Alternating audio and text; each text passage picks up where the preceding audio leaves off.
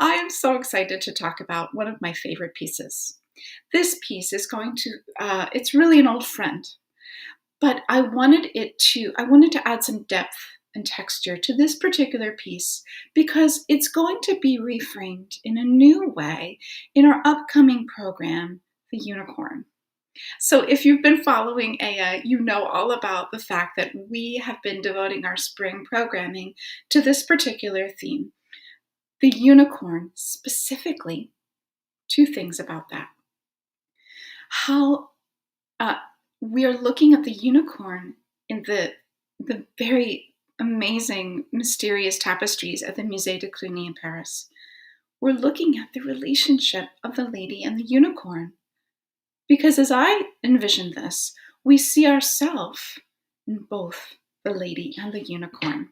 And what does that mean? It means that we are exploring the very nature of what this lady desires. And as you may or may not know, there are 6 tapestries in this set. But there's something that happens in the last tapestry, the 6th, where she is relinquishing her worldly goods, her jewels, and she puts them away as she's preparing to enter a tent. But something seems missing. What happens after she enters the tent? And by the way, what does the tent represent? Well, upon the tent it says, "À mon seul désir," my one true desire. And the way that we are interpreting this is the desire for sacred union with the beloved. Now, take that thread into the music. What we're looking at is the voice of women of the medieval era and looking at the ways in which women also long and seek for union with the sacred beloved. So our program is going to explore this lost, unexplained piece where we actually come into union. But I wanted to present a piece today where we ardently long. And the piece that I chose for you that we'll take a deep dive into right now is a lament of Mary Magdalene, who longs for Christ. And this is an extract from a larger work, the liturgical drama, The Three Marys. If you attended our webinar, you may have heard about this. If you have followed Aya, you've probably seen this. We have one of our most beloved pieces of work devoted to this. I'll show you right now. Here we have a recording, The Three Marys, that was made 2 years ago. And here in this beautiful image, you see a photograph by Julia Margaret Cameron of these biblical women. So here we have, in this piece that we're going to present to you, religious women of the 14th century reenacting a biblical story. And not only that, you have 21st century women playing this all out in the here and now too. I love layers of time and how they overlap and interact and become one. So why are we going to listen to this today? Well, I wanted to talk a little bit more about this scene because it has a lot of historical interest and musical interest. And it's, I'm going to make a very grand statement. It is one of the most intimate and expressive pieces of medieval music that I have come across in my career. And there's probably a good reason I keep circling back to it. What we're going to hear today are 2 small excerpts from this scene. So what I want to do is just set this up a little bit, because for most people, liturgical drama is kind of on the periphery of what we commonly hear and know. But let's talk a little bit about the Three Marys. So the first thing that we're going to find out is the origin of this particular piece. So, as I mentioned, it was composed about 1315 or so, here, give or take. And that said, it's origin is at a place called Origny-Saint-Benoît. And here it is on the map. It's in northern central France, in a women's convent that is now destroyed. It is no longer. And there at the convent, you had women of different walks of life, but a lot of noble women were gathered at this convent. And what we have left, and the reason we have this piece preserved, is a really incredible manuscript. It's called, it has a beautiful name, La Livre de la Trésorerie d'Origny, which was basically a book that was used to dictate what, well, it says it's a treasury. It has an ordinal, which is basically a book that lists the order of items for a mass or for worship throughout the week. This was a Benedictine convent, so we know that the week was structured by the recitation of 150 psalms and all of the different feasts that would have been occurring not only throughout the church year. So that said, we also have an insertion at the end of this book, which is a liturgical drama, as I mentioned before, entitled Les Trois Maries, the Three Marys. So when would this have been performed? Well, it was a ceremony. It was a liturgical ceremony, a religious ceremony. It would have been inserted into the liturgy at Easter. So I know we are sitting right in the middle of Lent. So we're going to have to place a Lenten bubble around this presentation because we are going to explore some music that was designated for Easter. But importantly, we're going to look at the moment right before the meeting of Mary and Jesus when the resurrection becomes clear. So what is happening in the scene? So as the nuns were gathering for Easter in the 14th century, who knows when,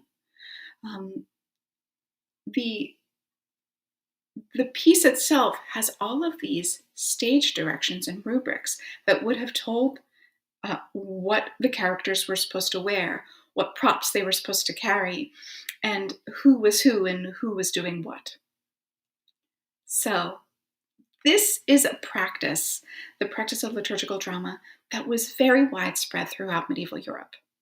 And in fact, a lot of the music that was contained in this particular drama is not very unique at all. In fact, it has a huge influence of German elements of liturgical drama and a few French elements, even though it was very, very firmly created in France.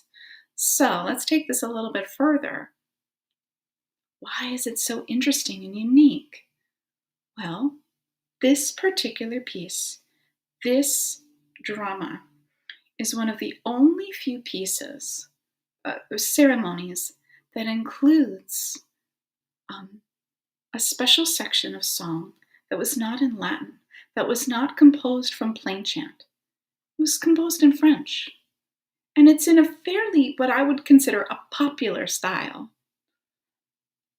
So this little piece of music is truly extraordinary.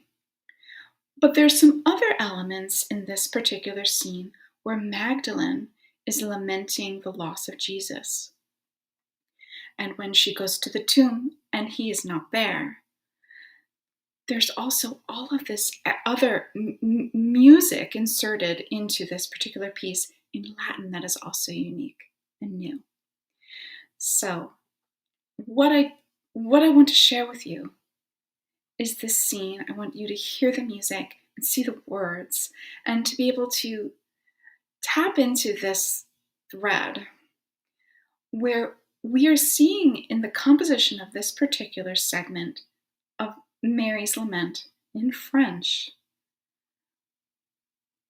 how we react and respond to its expressive nature, to the emotions that are embedded within it, and importantly, to think about what having a piece of music like this in a convent in the 14th century must have represented to the women who were singing and listening. I think that's pretty powerful. And I think it's an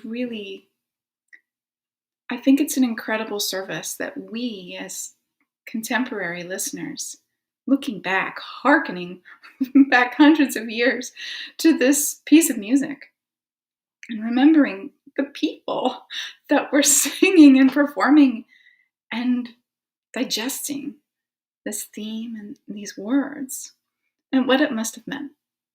So, what I'd like to do is have a listen.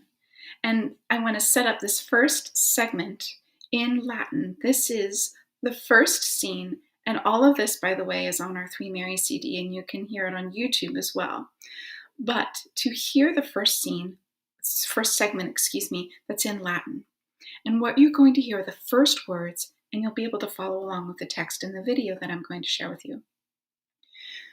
The first words are Ardens est cor meum. My heart is aflame. My heart is aflame. I only desire to see the Lord, to be with the Lord. And that, my friends, is a very clear example of sacred desire, at least one thread. So what I'm going to do is set up this first video and then come back for the second. Just a moment.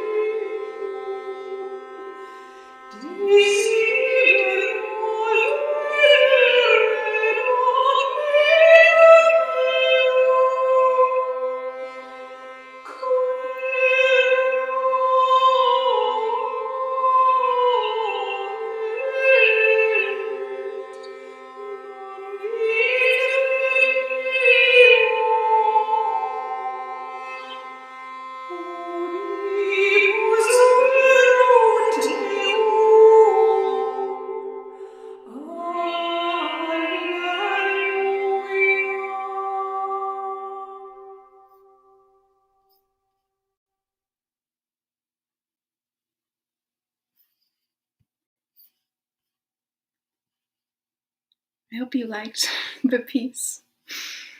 We have another section to listen to, as I mentioned as well. And what we hear after this very highly expressive chant in Latin is the French segment that I spoke of earlier, where what happens next? We could have stopped there, right? They could have just gone on. And what happens next in the story? Jesus comes to Mary and says, "Woman, why are you weeping?" She says, they have taken my Lord, and I do not know where he is. And she thinks he's the gardener. And then, of course, his identity is revealed, and we have that very incredible encounter where we discover the resurrection as Mary sees the risen Christ. However, we take a deeper step into the emotionality of this moment. And what happens then is an exchange. It's a dialogue between Mary and the angels. And what's happening is that the angels are saying, "Do not weep. Do not weep. He's risen. Rejoice. All is well. You do not need to be so sad." And either she can't hear or she won't hear. But she is just engulfed in her grief.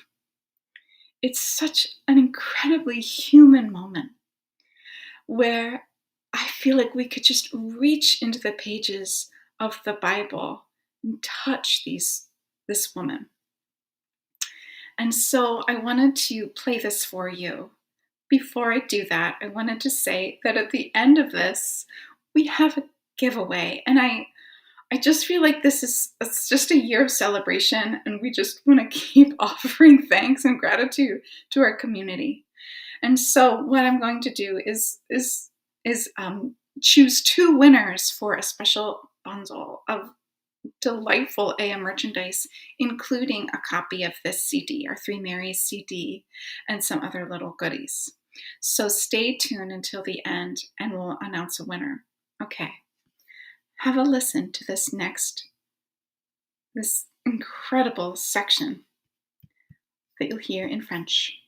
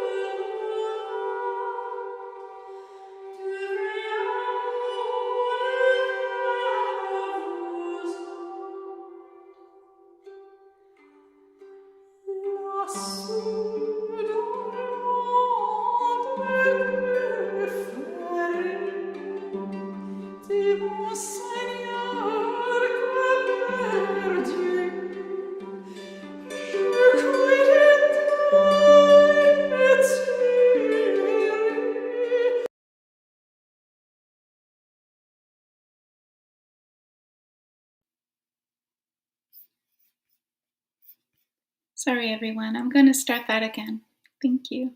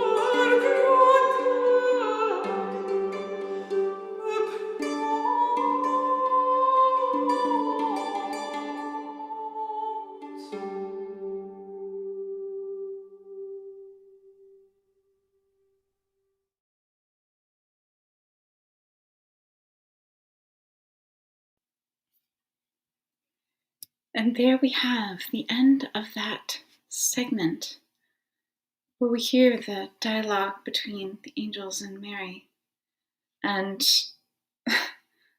just the despair and the grief that is coming through her words and her song.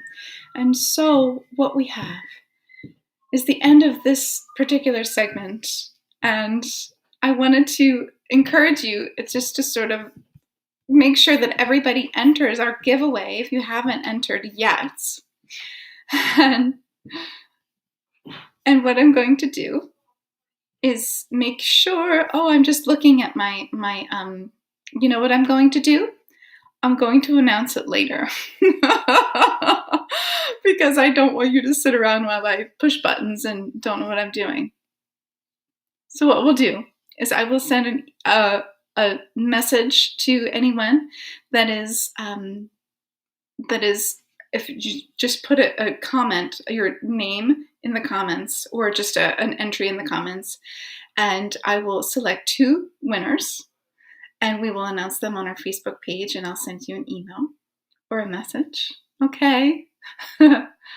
So what I do want to encourage you at this time too is to please go and visit our website and find out how you can be involved in our unicorn performance. We are seeking readers and singers, and more details to come very soon about that. But this is a chance for you to join us in performance too. And that airs on April 16th. So we're thrilled to be able to offer this season of programming.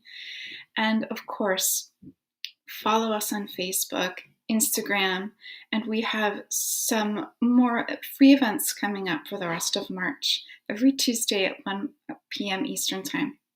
So we encourage you to get involved and follow us, and of course, enjoy this beautiful music. And I really hope that these events are enriching for you as much as they are for us. Thanks everybody for coming. Stay tuned.